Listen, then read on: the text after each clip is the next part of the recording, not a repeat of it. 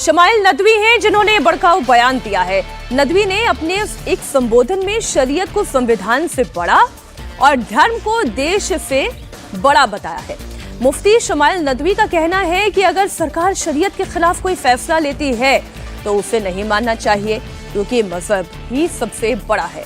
नदवी के बयान पर बड़ा विरोध हुआ। Muslim students organisation of India की तरफ से नदवी के बयान को संविधान की मूल भावना के खिलाफ बताया गया। ऑर्गेनाइजेशन के चेयरमैन डॉक्टर शुजात अली कादरी ने विरोध जताते हुए कहा है कि हमारा रास्ता संविधान, लोकतंत्र, समान नागरिक अधिकार और नदवी का ऐसा बयान कानून के तहत दंडनीय अपराध है। अगर हम चाहते हैं कि हमारे मौजूदा हालात सही हो जाएं, तो हालात का हल किसी सियासी पार्टी के पास नहीं है। हालात का हल इताअत दीन में है, हालात का हल इकामत दीन में है, हालात का हल इत्तिबाए सुन्नत नबवी में है। याद रखें, इस मुल्क में हमारा अप्रोच गलत रहा, हमने गलत अप्रोच इख्तियार किया। हम ये कहते फिरते रहे कि हमारा वतन हमारे दीन से ज्यादा मुकद्दस है। हमने ये एतराफ किया कि सेक्युलर निजाम हमारे निजाम से ज्यादा मुकद्दस है। हम कुफरिया अल्फाज कहते रहे, हम ऐसे अल्फाज और ऐसे जुमले अपनी जुबान से निकालते रहे कि फुला दरबार से जो फैसला हो जाएगा हम खामोशी से तस्लीम कर लेंगे। क्या फुला दरबार अगर शरीयत के खिलाफ हुक्म दे, क्या तुम तस्लीम करोगे? क्या तुम तस्लीम करोगे? किसी भी मोमिन मर्द और मोमिन औरत के लिए यह जायज नहीं है, यह गुंजाइश नहीं है कि अगर अल्लाह ने किसी मामले में कोई फैसला कर दिया तो अब अल्लाह को छोड़कर गैरुल्लाह को हकम बनाए। यह जायज नहीं है कि अल्लाह को छोड़कर, अल्लाह के फैसले को छोड़कर अपने मनपसंद ख्वाहिशात पर मबनी फैसलों पर जो है एतमाद करे और इसकी इत्तिबा करे।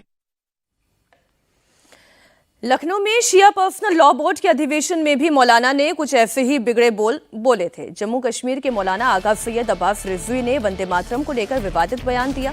मौलाना ने कहा कि हमारे जवानों को वंदे मातरम के नाम पर डराया जाता है। मौलाना ने पाकिस्तान में शिया मुसलमानों के हालात से भारत के शियाओं का कंपैरिजन किया। मौलाना आगा ने कहा कि भारत में शियाओं से पाकिस्तान जैसा सलूक किया जाता है। उन्हें संसद में लेकर किसी भी महकमे की हिस्सेदारी नहीं मिलती। सारी रियासतों में मेरे कश्मीरी जवानों को हिरासत किया जा रहा है। किस बात पे? किस बात पे? क्या आप जानते हैं इस बारे में किस बात पे परेशान किया जा रहा है? एक तो जय श्री राम, दूसरा क्या कहा जाता है? वंदे मातरम। जो ये वंदे मातरम कहलाते हैं, मैं उनसे एक सवाल करूं, क्या वंदे मातरम की मीनिंग बता सकते हैं? बता सकते हैं? नहीं बताएंगे। और जिनसे पूछते हैं उनको भी नहीं पता कि वंदे मातरम की मीनिंग क्या है। वंदे मातरम ये 1870 में लिखा गया है और 1885 में कलकत्ता में लोगों के सामने पेश किया गया है। वंदे मातरम, ऐ मां तुझे सलाम। हुकूमती सतह पे मैं ये कहना चाह रहा हूं कि हमारी 7 करोड़ आबादी है, लेकिन हमारे साथ वही सलूक किया गया है कि जो पाकिस्तान में हमारी कम्युनिटी के साथ सलूक किया जा रहा है। 7 करोड़ आबादी होने के बावजूद हमारी नुमाइंदगी मरकजी हुकूमत में नहीं, राज्यसभा में नहीं और किसी भी महकमे में हमारी नुमाइंदगी नहीं है। मैं दोनों ही बयानों पर जो अभी अवधेशी दोनों हमने एक मुफ्ती के और एक इस मौलाना के हमने जो बयानात सुने, आप उइगर मुसलमानों की बात क्यों नहीं करते? आप केवल शिया की बात करते? आप सुन्नी मुसलमानों की बात क्यों नहीं करते? आप बोहरा मुसलमानों की बात क्यों नहीं करते? सेलेक्टिव बात करते हैं पहले तो ये, और दूसरा ये जिस शरीयत का हवाला देते फिरते हैं, माइक अलाउड है, कैमरा अलाउड है? नहीं, ऐसा है कि आप अगर तर्क के आधार पर मजहब की बात करेंगे, खासकर इस्लाम की, तो फिर तो वहाँ तर्क का कोई अर्थ नहीं है। इसको ध्यान से समझना चाहिए। जो नदवी बोल रहे थे वो नदवी सुन्नी मुसलमान है और ये शिया मुसलमान है। ये जो अभी मोटा मोटी देखेंगे दोनों की भाषा लगभग एक है। हमारे देश में मानते हैं कि शिया लोग भी मिलते हैं कि हमारे यहाँ कोई कट्टरपन नहीं है, हमारे यहाँ तो आतंकवाद पैदा नहीं होता है, हम तो भारत के जो है एकदम निष्ठावान शहरी हैं। तो अब दोनों की भाषा देखिए। इस समय ईरान ने कहा कि भैया इस समय उस झगड़े को भूल जाओ अगर हमको इजराइल से और बाकी इस्लाम के दुश्मनों से लड़ना है तो। अब पहले देखिए मुफ्ती शमाइल जो है वो क्या है, वो उसी दारुल उलूम नदवतुल उलेमा जो लखनऊ में है, जो सामान्यतः माना जाता है कि शिया धर्म गुरु चलाते, उसी से वो पढ़े हुए हैं। इस्लाम की जबरदस्त डिग्री उनके पास है और वो 2 संस्थाएं चलाते हैं जो एक ऑनलाइन इस्लाम की ही शिक्षा देता है, उसका नाम है मार्कज अल वाहियान, और दूसरी उन बाद में बना वाहियान फाउंडेशन। तो दुनिया भर में यही प्रचार कर रहे हैं इस समय। जो आपने सुनाया है वो एक पंक्ति उनकी लगातार है, उसको मैं सुना दूं फिर आपका स्पष्ट हो जाएगा उत्तर। आपको यह दिमाग में बैठा लेना चाहिए, दीन इस्लाम वह दीन है जो वाहिद है, इसके अलावा जितने धर्म और विचार दुनिया में मौजूद हैं इस्लाम के अलावा वो ये सब गलत हैं। कोई भी शख्स उस वक्त तक काबिल नहीं हो सकता है जब तक वह दीन इस्लाम में दाखिल न हो जाए। ये इनका मूल है, सब जगह आपको मिल जाएगा इनके भाषण का, ये लगातार बोलते हैं। अब जो दूसरे सज्जन है, आप देखो ये जो भाषा अभी शुरू हुई है ना, ये लगभग 1900 ईस्वी से इसी प्रकार की भाषा सुनते सुनते 1947 तक आके 1940 में जो हमने डायरेक्ट एक्शन तब तो ये लोकतंत्र के लिए खतरा है। नहीं, भारत के लिए खतरा है, दुनिया के लिए खतरा है ये। और इसका सामना अगर हम आज भी सेकुलरिज्म, और सेकुलरिज्म तो हम हैं, जो इस देश का हिंदू है वो सेकुलर है, क्योंकि हमको आज भी जो है इस्लाम से समस्या नहीं है, लेकिन इस्लाम के कट्टरपंथ से हमको समस्या है। और अगर इस्लाम का पर्याय कट्टरपंथ बना दिया गया जो कह रहे हैं, वो आप सोचो, कश्मीर से भारतीय जनता पार्टी ने एक जो मुस्लिम राज्यसभा में लिया वो शिया है, लेकिन वो शिया जो है वो करगिल के क्षेत्र के हैं, तो वो कह रहे हैं कि शिया राज्यसभा में नहीं, एक को लिया है बीजेपी ने, वो शिया को लिया है। वो कह रहे हैं कि शिया जो है क्या कुछ नहीं। भाई आप आपस में लड़ो ना, सुन्नी अगर आगे हैं आपसे तो आपकी समस्या है, लोग तो मुसलमान को मुसलमान मान रहे हैं। आप मिलजुल के अपना रिप्रेजेंटेशन करो, रिप्रेजेंटेशन लो, आपका अधिकार है, उसमें तो कोई समस्या नहीं है। विनोद जी, नहीं देखिए, दोनों बयानों को अलग अलग कर देखना चाहिए।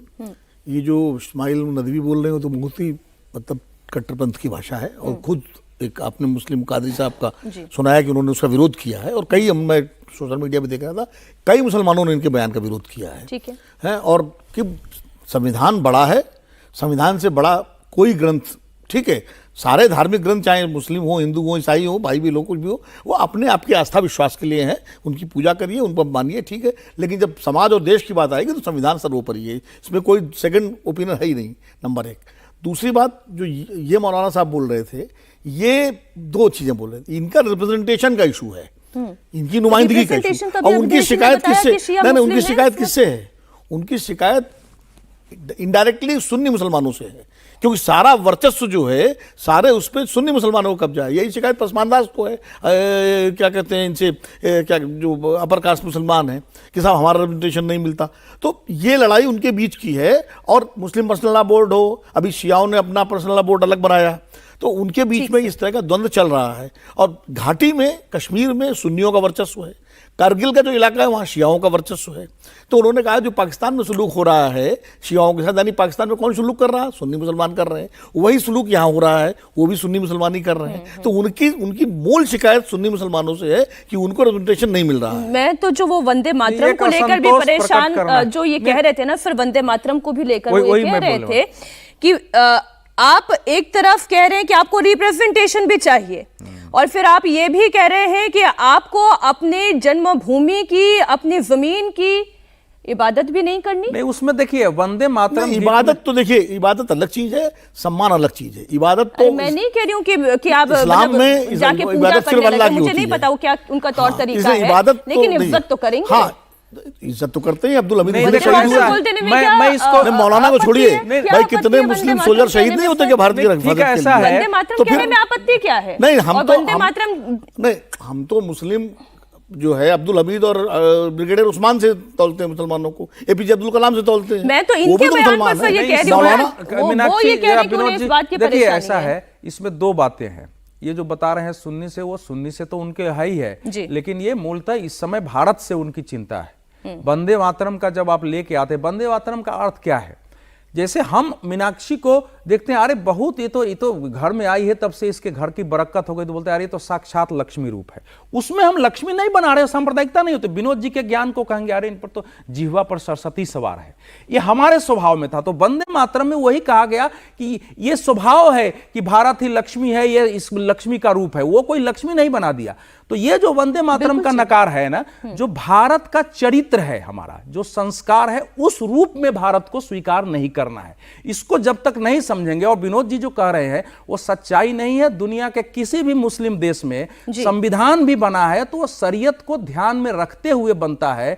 कोई भी एक मुसलमान खड़ा होकर कहे कि नहीं शरीयत को हम अस्वीकार करके संविधान को स्वीकार नहीं हो सकता। जी, सर, मैं अगली खबर की तरफ शरीयत बढ़ती प्रमुख जो है। जिन कंट्रीज की बात कर रहे हैं वो तो इस्लामिक कंट्रीज हैं ही, वो तो कहते हैं हम इस्लामिक कंट्रीज हैं। लेकिन आप इंडोनेशिया का उदाहरण देखिए, वहाँ नाम कोई अरबिक में है, सारे नाम उनके उसमें नाम है। है। वो कहते हैं हमारा कल्चर है, वो कल्चर और रिलीजन को अलग करके देखते हैं। वो कहते हैं इस्लाम हमारा रिलीजन और ये हमारा कल्चर है। वहाँ गरुड़ की मूर्ति भी है, विष्णु की मूर्ति भी है। ठीक अब 90% मुस्लिम कंट्री है।